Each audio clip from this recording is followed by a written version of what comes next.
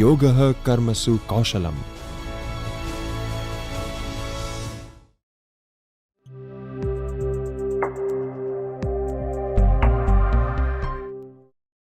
Recently, the concept of flipped learning has become a buzzword in the field of higher education as a unique pedagogical tool.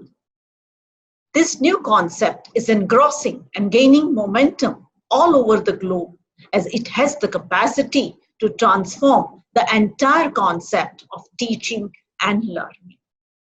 So what is flipped learning? According to the experienced educators of Flipped Learning Network, flipped learning is a pedagogical approach in which direct instruction moves from the group learning space to the individual learning space. And the resulting group space is transformed into a dynamic, interactive learning environment where the educator guides students as they apply concepts and engage creatively in the subject matter. So, in a way, flipped learning is a learning environment in which the activities that were traditionally done out of the class as homework are now done in the class in the instruction time. And the activities that were done inside the class are now done outside the class. The FLN describes the four pillars of FLIP. First, the flexible environment. Now here, it provides a variety of learning modes and creates a flexible space for the students to learn at their own time and pace. Next is the learning culture. Here, the teachers know and understand that nowadays they are no longer a sole source of information and interpretation. And so they create a learner-centered environment in which the students are actively engaged in knowledge construction. Third is the intentional content. Educators are constantly trying to bring out the best of the students by adhering to their social habits. And they use the intentional content to maximize the classroom time for the student-centered active learning strategies. And the last is the professional educators. Now here, the teacher flips his role from the instructor to the facilitator. Now, in order to have this kind of learning revolution, we teachers need to search explicit ways in which we can inculcate these active learning strategies in a flipped classroom. And that is only possible when we try to overcome our implicit understanding of our teaching and learning and should try to teach with new approaches, devices, and techniques.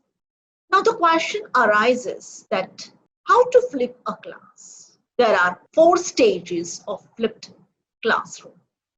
First is training the teacher for a flipped classroom. Now, since Stone Age, man has used tools to improve the effectiveness and efficiency of his effort. And it is the basic instinct of human nature to thrive for constant betterment and growth. This positive attitude of continuous personal and professional development has helped us teachers to learn, unlearn, and relearn with the evolving technology. Of course, the use of the ICT tools in the classroom have made us more acquainted and adaptable with technology. And that has also helped us to understand that technology is not a threat to our existence. In fact, it is there to support us and not replace us. With this techno-friendly attitude, we have to enter a flipped classroom with a clear goal. So what is that goal? Obviously, the goal is not to help students to pass the examination, but it is to help them to acquire knowledge and skills which can help them in the real life situations. With this clarity and determination, we should upgrade ourselves to the latest techniques and technology so that we can create a blend for the flipped classroom. We should be super prepared for online material designing. Of course, this requires a lot of creativity, but we should try to expand our creative abilities. We should also learn to translate the existing demands and aspirations of our students in relation to the changing scenario at the global level. At the same time, we should also collaborate with our colleagues. We should remain interdependent so that we can create an active classroom environment. We should also remain open to constructive criticism. Now, if we look at the learning pyramid of Cody Blair, we can clearly see that it is by lecturing or listening that our mind retains only 5% of the total information that is transmitted to us. If we descend a little further, we can see that the next low-level learning strategy is reading, that is 10%. And when we apply audio-visual, the retention rate increases to 20%. And with demonstration, it goes to 30%. And when we involve students in group discussion, the learning retention rate goes to 50%. And it increases to 75% by doing practice. And it reaches the maximum 90% when we involve them in teaching others, that is the peer tutoring. Now, looking to this scenario, we can tell that it's time for us to just flip our role from the instructor, the mere transformer of the knowledge, to the facilitator. Now, the next stage is to acquaint students with the concept of the flipped classroom. Now, this is very much required for a successful flipped classroom. We should help them to understand the concept of the flipped classroom.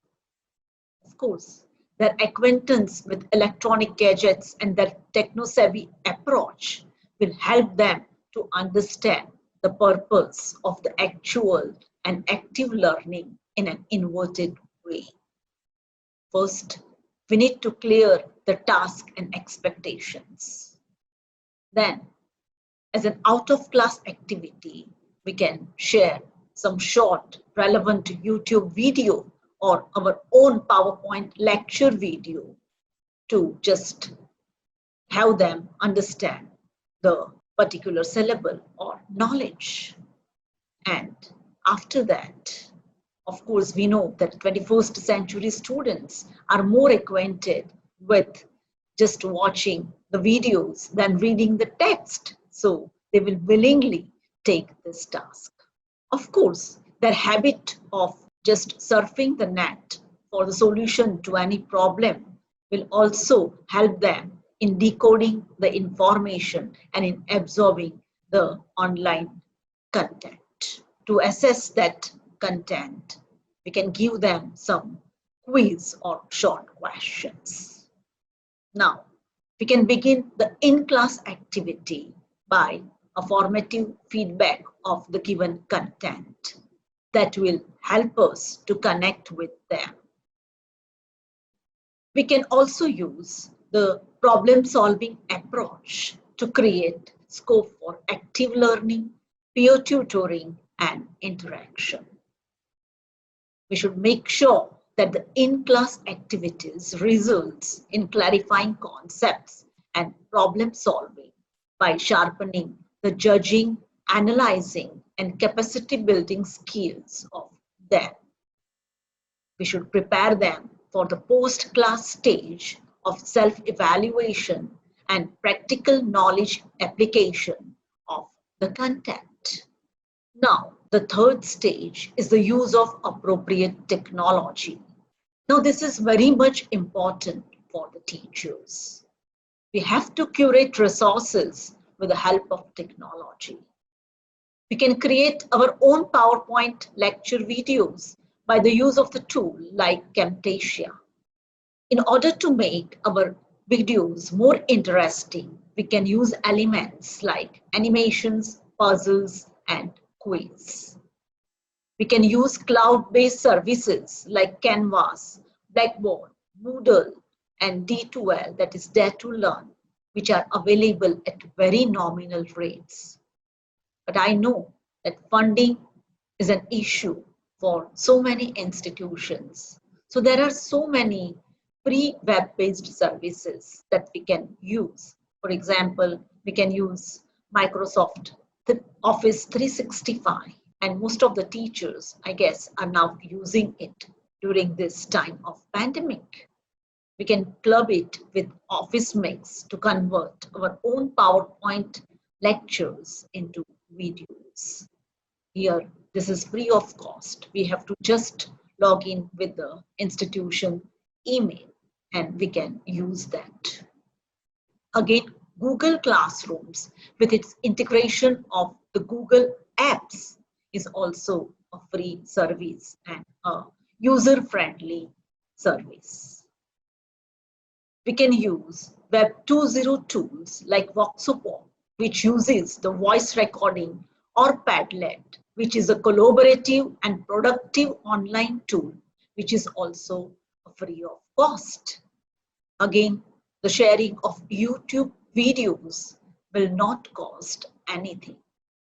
Apart from all this, we should use the Learning Management System, LMS, to manage tools. Easy to use like Edmodo.com and Grade.com are free and user-friendly and can organize a flipped classroom as they keep the teacher, the content, and the students connected.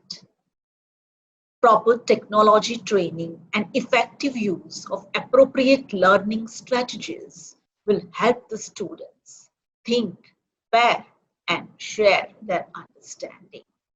Now, the final stage, that is effective flipped classroom management. Now, this is really important because the role of the teacher here is very challenging and demanding. We should enter the flipped classroom with the intentional content to maximize the classroom time for the application of the knowledge that they have absorbed online.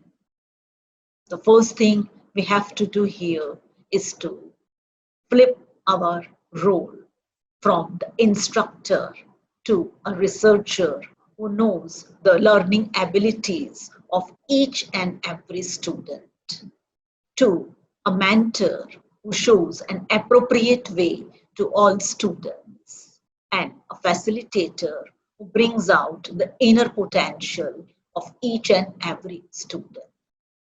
Simply just flipping the role will not work. Apart from that, we should also flip our position from the sage on the stage to the guide on the side. We should move among the students, try to guide them, try to interact with them, observe them, and help them where they need the help. Now, this flipping of the role and position will create a positive psychological effect on the students, and they will get more friendly and so will be able to discuss their doubts with the teacher in a healthy way. During this time, it is our responsibility that we reach each and every student, either he is a fast learner, a mediocre, or a slow learner. Of course, the whole class is bubbling with so much activities, so there will be noise and lack of discipline. But I'm sure that we'll be able to manage or control this chaos by our creative abilities. But on the other side, I'm sure that as students are engaged in so many activities, there will be less problem of discipline. So this effective classroom management will provide equal opportunities for all the students to actively reflect and express their understanding as it challenges and encourages students for peer and independent learning. The flipped approach will help the students to learn, revise, reflect, synthesize, interact, create, collaborate, communicate, and develop critical thinking. The flipped classroom. Let's reverse where traditional homework and lecture take place. Now, I must warn you beforehand, watching this presentation can literally turn your world upside down. The first thing most educators are going to ask is, why flip? Well, here are a couple reasons to consider. With a flipped classroom, the content becomes available to students beyond typical classroom time. Students are now able to access the content anytime. Benefit that comes with viewing content in video format is the ability to stop, pause, play, etc. Students can write down questions about the content at home. Then, when students enter the classroom, they are already prepared to ask these questions to their teacher. When a teacher flips a classroom, that teacher is able to walk around the room. Ultimately, flipping a classroom frees up time for teachers to work with students individually. Now, let's take a quick break to think about how our students are used to acquiring knowledge. Students of today mostly learn from their phones and computers. Students of today are comfortable with the flipped model because it's how they usually access knowledge. Lastly, we know some students learn faster than others. Flipping a classroom allows teachers to personalize learning. Now, how do you flip a classroom? What steps should you take? Right now, I'm going to outline an 8-step path that I have successfully used to flip my classroom. Each step is represented with a star. The first step in flipping a classroom begins with the buy-in. Get your students, parents, and administrators on board with the flip model. Step 2. Curate the resources you need to flip a classroom. These are resources for instruction, such as YouTube video, aligned worksheets, quizzes, electronics, etc. Now, moving on to the actual first day of class, classroom management is required for a flip model, just like a traditional model. Very early on, be sure to spend time and incorporate expectations and procedures, as this learning style may be new. Number 4 is technology training. Teachers need to learn how to curate videos through YouTube channels and create playlists, and students must be able to access and interact with online content. Now we get to the actual flipping. And the number 5 is assign content for homework. Students will access content through videos, hyperdocs, interactive PowerPoints, slides, and much more. Next up, number 6. Students work on problems during class time. Students get to work on the application of skills in class, where a teacher walks around the room and facilitates and helps students as needed. Moving on to number 7, independent learning. With a flipped classroom, students become independent learners and have the ability to move through the curriculum at their own pace. And the last star in the sky, number 8, peer tutoring.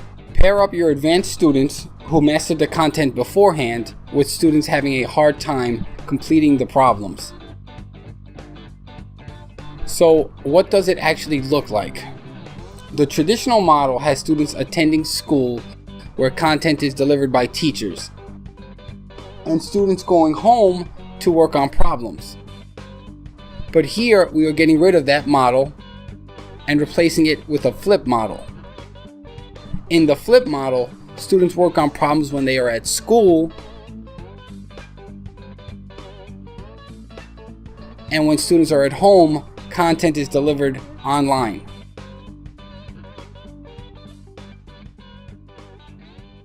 Here are a couple tools you may need when flipping a classroom. YouTube will allow you to provide video lessons. Social media can help disseminate content. Devices to access online content. Google Doc links, slides to learn content, and sites to find the content. Readings can be used as well.